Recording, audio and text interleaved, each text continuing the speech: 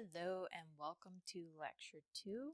This week we'll be talking about different counseling challenges and social justice, community justice, that type of thing. So let's get started.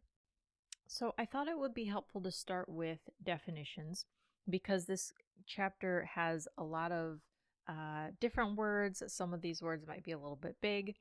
And so it's helpful to make sure that we're all on the same page when we talk about different words, different concepts, especially since sometimes some of these words might be used interchangeably, but that's not necessarily correct if you read over the definitions. So if you want to pause the video real quick, read over those. I won't read it to you. It's kind of a pet peeve when people read to me from the slides, so I won't do that to you guys. In terms of the textbook, if you've read the chapters or if you're keeping up with that, the first couple of pages, there's several vignettes in terms of people's reactions to the class or to the semester. And what's interesting is we start to think about or explore, where do these reactions come from? Why is it that people are having these reactions, since that reaction isn't just coming from nowhere? So we'll start to explore that over the next couple of slides. So overall, when we're thinking about reactions, we want to be paying attention to where does that come from, right? That's something that I said in the last slide. And in terms of an interethnic relationship, it's where partners differ in their presumed biological or cultural heritage. So that's interethnic, whereas an interracial relationship is a relationship in which the partner differs specifically in their presumed biological heritage. So paying attention to where we come from, how do we get here, what are this person's past histories in terms of maybe some type of life trauma, in terms of, have they felt devalued as a person from a specific group? How are they treated socially by others? And if there have been multiple instances, or if things for that person at least start to feel like it's adding up and adding up, or piling up and piling up, over time that can create and really impact someone's perception of the world or perception of other people, or impact their perception or their view, their decision making, etc. And there might be a lot of strong emotions, anger, injustice that's felt from that if someone feels like they've experienced something over and over, or very drastically, for example, in the sense of a trauma. And so highlighting how some of those different things can, of course, impact not only someone's perception, but also can impact that interracial relationship or our relationship with clients as they come into therapy. So what are some examples of stereotypes? There's several examples written in the textbook. Things like, all Asians are smart, or all Asians are really good at math, right? That's a stereotype. Black people don't swim, or black people don't like watermelon. Or sorry, they do like watermelon. They do like chicken, right? Those are stereotypes. And so how do we pay attention to and increasing our own awareness around those stereotypes, and start to move away from, believing them, or maybe using them, and start to think about, okay, who is this person standing in front of me? How do I make sure that I'm not stereotyping them or making assumptions about them, and that I'm looking at them as a person who has their own individual and unique characteristics and strengths, and worldview, as opposed to, kind of putting them in a box or a stereotype. I like that the textbook discusses this idea of oppression and the oppression trap, and highlights that taking the approach that, we don't want to fall into this trap, and that because if we fall into this, oppression trap, it does more to separate us than to unify us. So, if we start to take the approach or the idea that, well, one's group oppression negates another group's or diminishes another group's oppression, or, essentially the idea that, like, well, my trauma or my oppression is more important or a bigger deal than your oppression or your trauma, again, that can lead to separation and can be more harmful than beneficial. So how do we start to look at, it doesn't matter how big or how small oppression in any sense, diminishes and negatively impacts everyone involved. When we talk about working with different groups, it's important to remember, it's really obvious when you think about it, but communication styles differ, right? And so it's important again to pay attention to, what are my communication styles as the therapist? And am I matching or meeting my client's therapy style? So am I being really boisterous and really loud?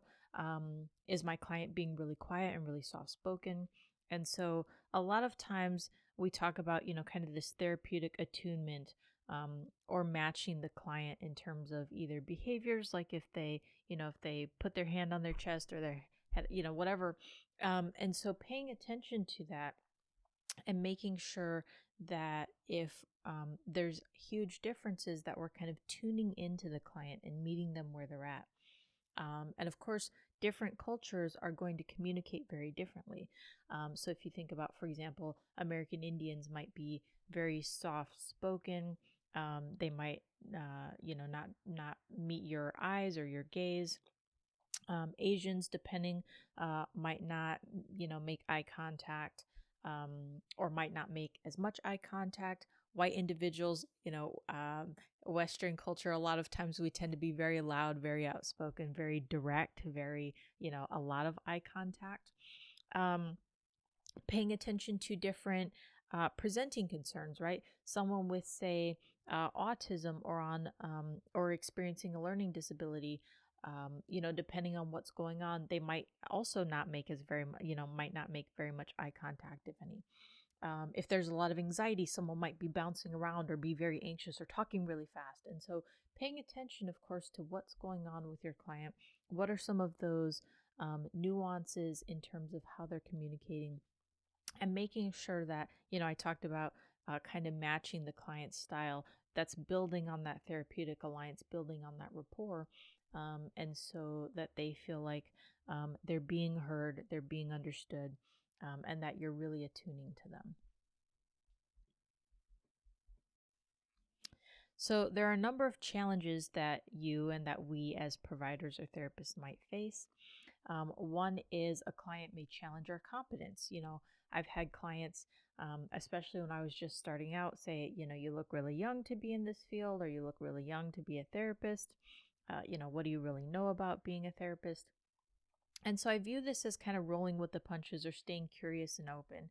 Because a lot of times this isn't about us as the therapist, it's more about the client and whatever they're experiencing internally, or whatever thoughts or emotions they might be having going on.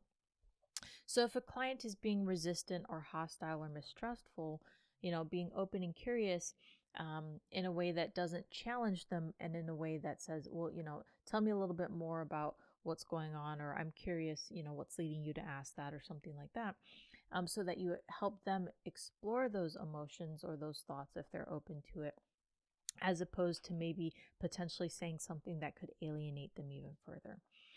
If you come across in a way that you need to prove your competence, like, well, I took this doctorate, or I took this class, or, I did this, potentially that could be even more alienating, as I just mentioned. And that, of course, is not something that we want to do when working with a therapy client.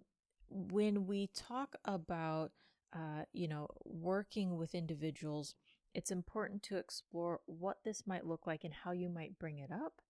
So, for example, skipping forward a little bit, I was in counseling at one point when my husband and we were going through like a couples counseling, and as part of that, I started seeing someone individually on the side, and we're like 10 sessions into a session, or into seeing each other.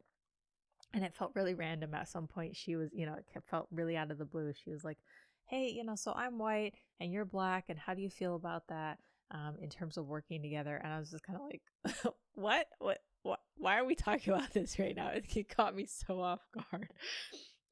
And so paying attention to how we bring things up when we're working with clients, and how do we help them explore those things, if we bring it up or if they bring it up, so that it doesn't feel kind of really awkward and like why are we talking about this right now?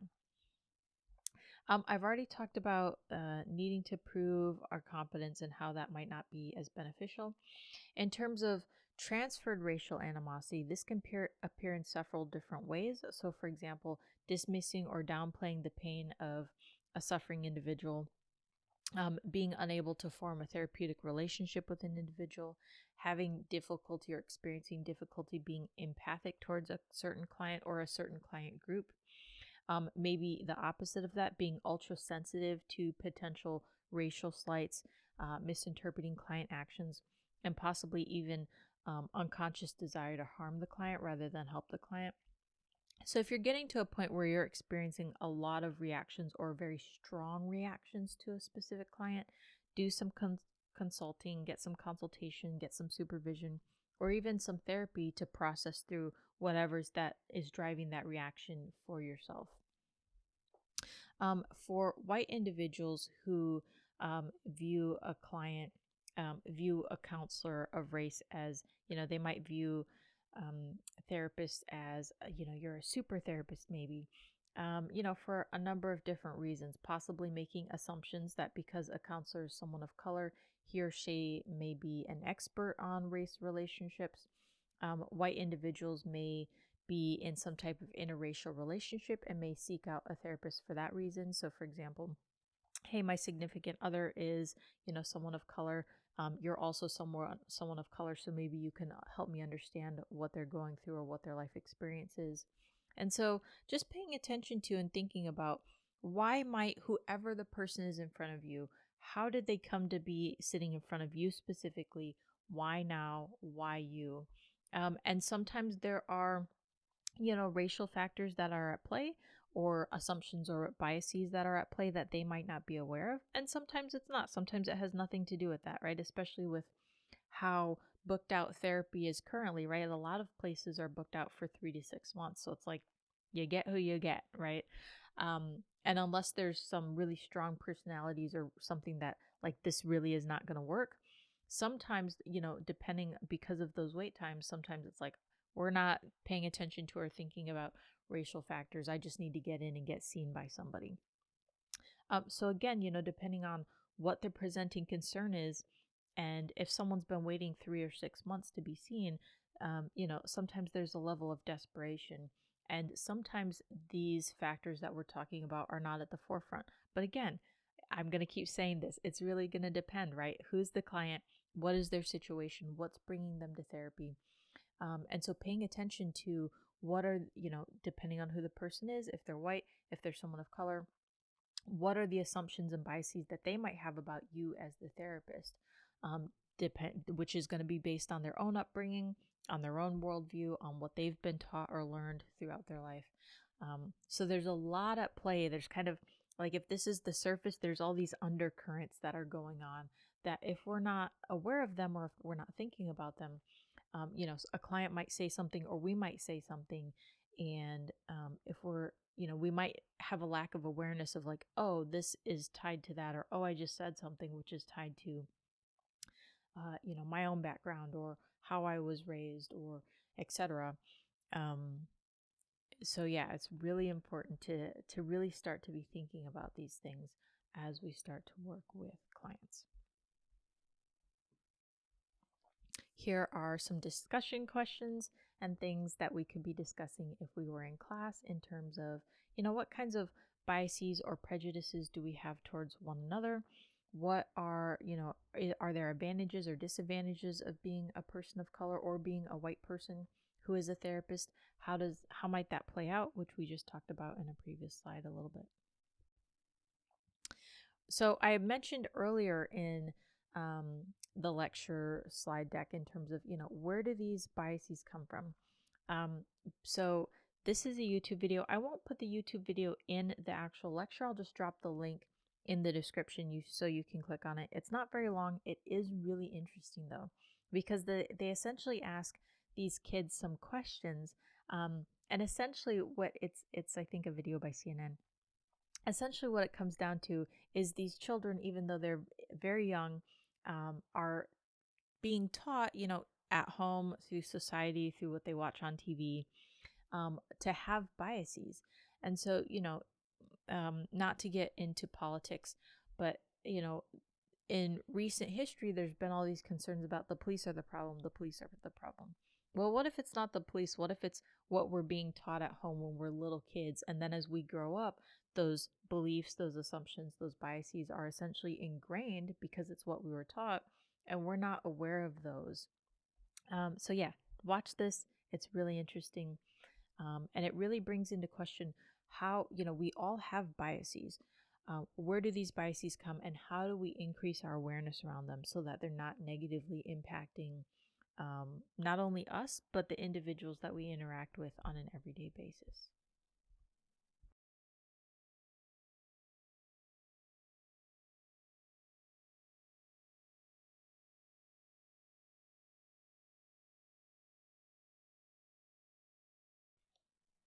So, personal exploration, this would be one of those kind of activities we would do in class. This is from page 92 of the textbook. So we would explore, and it might be worth you spending a little bit of time going through the questions on the slide here in terms of, at what point in time did you become aware that there were differences? At what point in time did you become aware that people might be treated differently because of their race or because of their ethnicity? For me, I was raised in a very white environment, and I didn't realize that there were differences until one year, maybe when I was like 7 or 8. One of my cousins came over, and we're like really close, we're having fun as kids, and I said something to her mom about like, oh, she's gonna stay out in the sun, like this is gonna show how little kids think. I said to her mom, she's gonna stay out in the sun and get as dark as me, because like my skin tone, and my cousin is white. And and her mom, like laughed and was like, well, she would have to be out there a really, really, really long time. And like, I didn't think, as a little kid, you're not thinking about that. Like, well, what do you mean? Like, if she just stays out there and gets a little burnt, she'll become my skin tone. Like, no, that's not quite how that works. Little kid thinking. But that's my first experience with realizing that there are differences, at least in terms of skin tone. Now, I could continue to explore that or continue to come up with different examples in terms of, other examples of race or ethnicity, etc. But you guys get the idea. So spend some time thinking about it. Thinking about it, this can be a fun little exercise here. So, as we're discussing some of the things we've talked about this lecture, we also want to be paying attention to unhelpful stereotypes or unhelpful intergroup conflicts and what that has looked like, and how that's maybe negatively impacted marginalized groups as there's been conflict within communities, and how that, that inner community conflict might end up impacting attitudes or beliefs between or within ethnic groups. So, for example, this picture in the middle is actually a picture from, I think, LA riots, where African Americans were, like looting Korean stores and Korean businesses. And Rodney King ended up like being shot by a white officer. Blacks, African Americans ended up looting or burning like 4,500 stores. 2,300 were Korean owned. And so that, in the area of course, brought up, a lot of conflict between those two different populations for quite some time. A lot of hard feelings over tension. This picture on the right, in 1942, Franklin D. Roosevelt signed Executive Order 9066 in February of that year, which essentially put Japanese Americans into internment camps because of Pearl Harbor. So this is a picture of the Mochida family. You can see like they're little kids, right? Like it's a whole family. And over 117,000 individuals were evacuated into internment camps scattered across America. So you could imagine how, that conflict, you wake up one morning or someone comes to your house and says, hey, you have to pack up and leave. We're moving you across the country. That could add, a lot of intergroup tension and a lot of conflict and a lot of strong emotions of fear, anger, uncertainty in terms of what's going to happen to us, how are we going to be treated. And so paying attention to some of those intergroup conflicts is really important as you think about specifically if you're going to do any type of, say, for example, group work or group therapy, and what that might look like. So here's another activity, and this is going to tie into the discussion post here in a minute. As you start to think about, have you experienced any type of prejudices or discrimination? What does that look like? Have you ever been prejudiced or discriminatory towards someone else, where you are essentially like bullying someone else? What does that look like if you're open or willing to share? And again, this is part of our exploration for the classes. What have these experiences looked like for us and for other people? And how do we increase our awareness around those in the hopes that we are able to make changes and not continue to engage in those behaviors, especially if those behaviors are harmful or hurtful towards other people. So here is the discussion post. Question 1, I just talked about that a little bit in terms of sharing some experiences that you've had. And then question 2, this is fun. I like to throw this in. So Harvard University has this implicit test bias. So it looks at different biases. You can click, there's a ton of different, I think there's like, it's been a little bit since I was on the website, but there's like 20 different options. So you can explore different biases, not only around race, but around other things such as weight and age, for example. So there's a bunch of different options. So pick whatever one you're interested in to see, like, do I have biases in this area or not? You could even click through 2 or 3 of them if you're just curious or want to explore. And then that will be your discussion post for this week. So here are some more discussion questions. Again, I won't read to you from the slide, but just some more different questions that we could explore and dive into, especially if we were in class to discuss as a group. So moving into chapter 4, this is exploring some of the unethical things that have been done from a mental health and health standpoint. So historically, there's been research that's been done, and I'll get into that here in a minute, that's been very unethical, and it has tied into how individuals, of course, view the system, view healthcare, view mental health even. And so paying attention to that is going to be really important. So in 1932 through 1972, the United States Public Health Service and the CDC actually did research on about 400 African American men with syphilis. And essentially what they did, so it's called the Tuskegee study of untreated syphilis. Essentially what they did was they knew that these individuals had syphilis, and then they essentially like didn't treat it to see what would happen or to see how it would progress. The United States led experiments, so this is the picture on the right, against individuals who lived in Guatemala from 1946 to 1948. Again, syphilis experiments. And so it's important to know that that we have some of these dark things in our history, because essentially they used people as guinea pigs, which is, not okay on multiple levels. And it's important to think about how has that impacted individuals, particularly maybe individuals of color, in terms of trust or distrust of institutions, of healthcare, of even mental health. And so I'll get to a couple examples of mental health here in a minute. And so, for example, with the COVID vaccine, how did that history of those things maybe impact people of color and their decision to get the vaccine or not get the vaccine, or their decision to, if you're walking through the store or if you're out at school or something like that, paying attention to who still wears masks and who doesn't wear masks. So yeah, it's curious, and it's something that you could just observe as you're going through your day of what does this look like in a real world situation as I'm just making observations. So psychological testing, this is where the mental health side of things has been unhelpful. and maybe even will definitely very harmful towards colored individuals. So, psychological testing is something that is used currently quite a bit in psychology.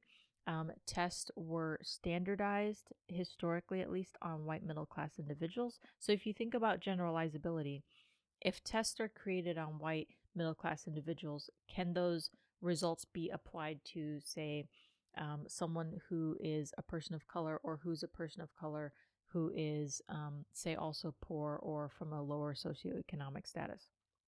Probably not, right? Those results probably aren't very generalizable. So there's definitely a lack of cultural, unbiased instruments because of that. And historically, psych testing was used to put colored children in special education, and there's several different examples of that, particularly out in California. Page 81 discusses how a professor at the University of Western Ontario claimed that white people had bigger brains than black people, and argued that because of that, individuals of color, black people, had lower intelligence and should thus be sterilized and unable to have children.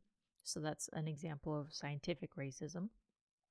In 1917, Robert Yerkes, who is actually an American psychologist, organized the mass intelligence testing of military recruits. So he helped, bring about psychological or intelligence testing.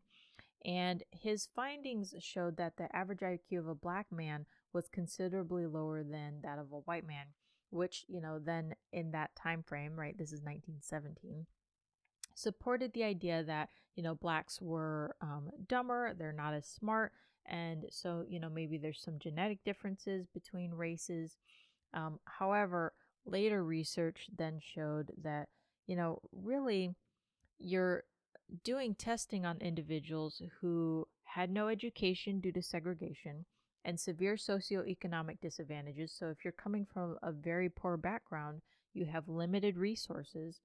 And so, those were factors that ended up impacting IQ much more than anything genetic or, having a bigger brain or a smaller brain.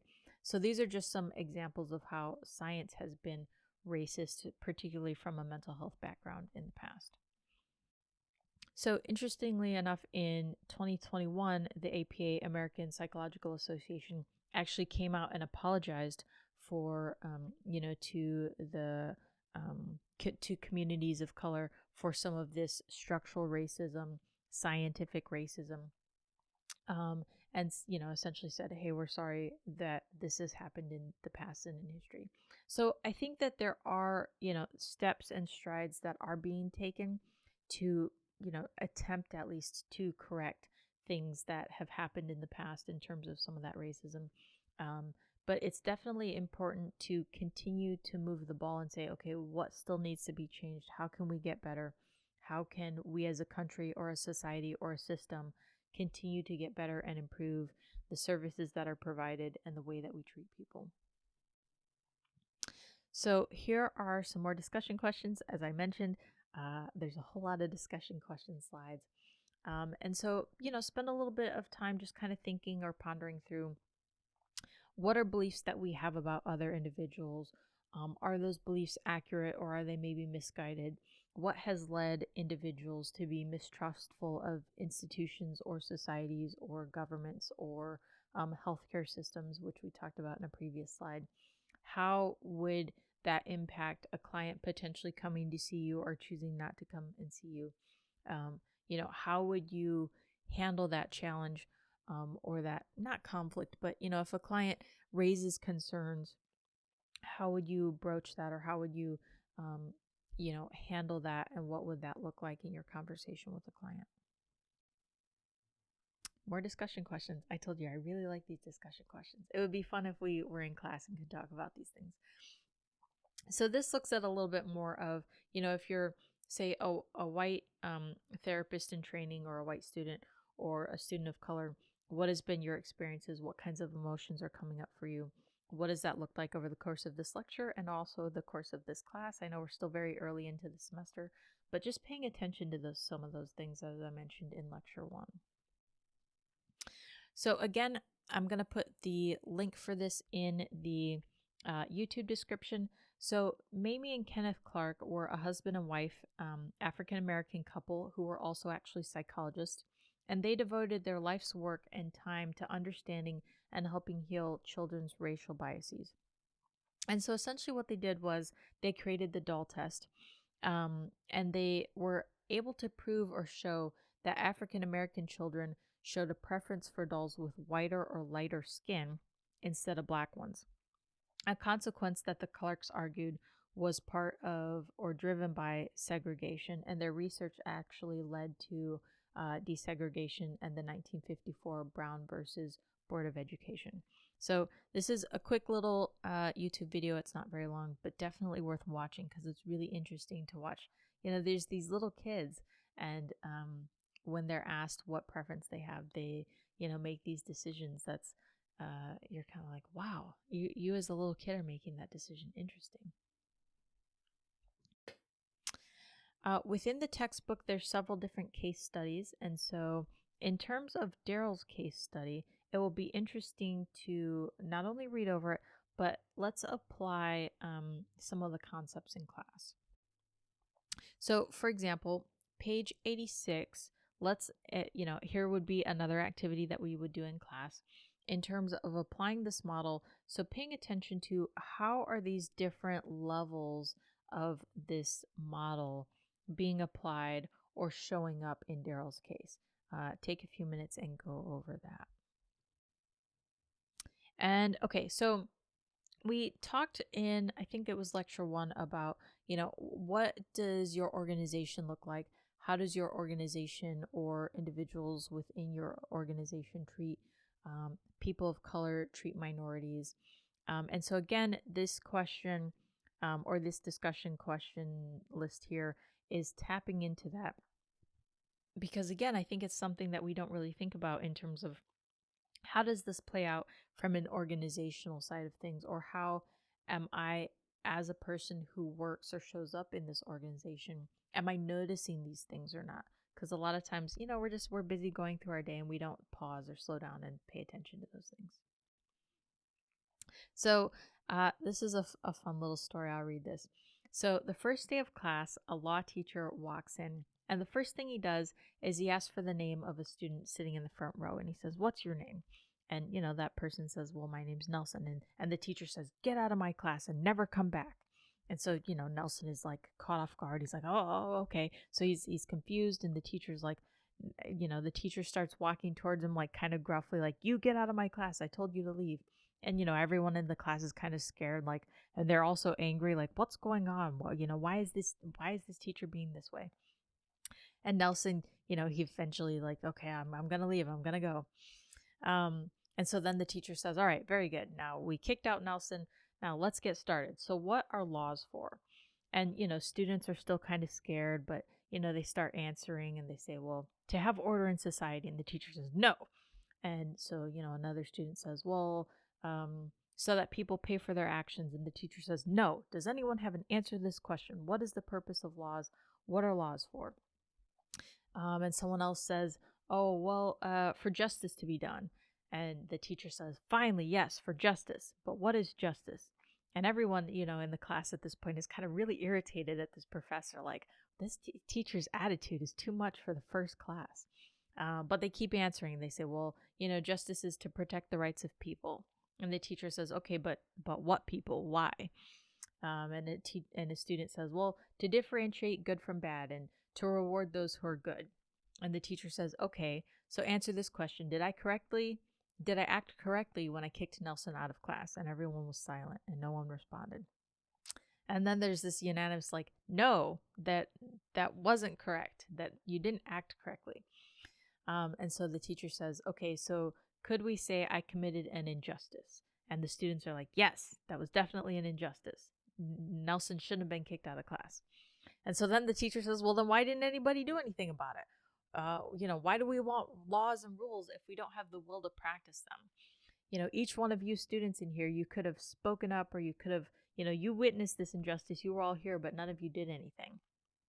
And then the teacher said, okay, go get Nelson. He's the teacher. I'm from another period. I have to go off and, get to my next class.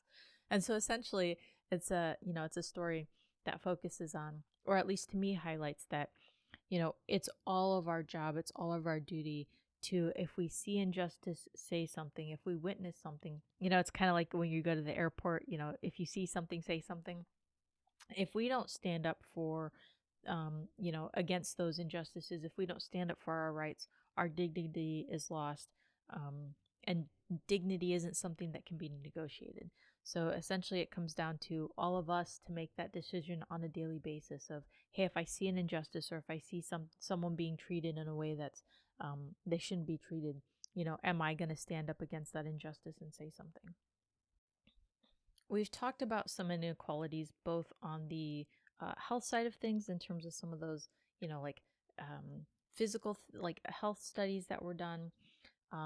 We talked about mental health inequalities that were done in terms of psych testing, but also paying attention to, if you look at rates or accessibility, right? Historically, mental health was something that only middle class or rich people could afford, right? Because mental health sessions are anywhere from 50 to 200 bucks an hour. And a lot of people, especially pre-insurance, don't have the money to just, yeah, let me hand you 50 to, 100 bucks every week for a therapy session. And so there's been more and more of a push for our role as therapists to expand outside of the session or outside of our office, to become advocates for social justice and change, to become champions for inclusion, to become, policymakers, or help guide policy to be more inclusive, and to make some of those lasting changes that will, hopefully decrease some of the inequalities for mental health that we've seen in the past, so that there's more equality in terms of mental health accessibility and individuals being able to get the services that they need. So, just kind of wrapping up on the previous slide, in terms of, it falls on all of us to help make that change happen. It's not someone else's problem, it's our problem. So, what are the things that we're going to do, either personally, interpersonally, from an organizational standpoint, from a community standpoint, even all the way up to a public policy standpoint, to make the changes happen that need to happen, so that, again, mental health is accessible, that we don't continue to, experience some of these harmful factors in terms of, say, racism, etc. So something to consider and think about as we sign off for this week. So that's it for this lecture. Let me know if you guys have any questions, comments, or concerns. Thank you.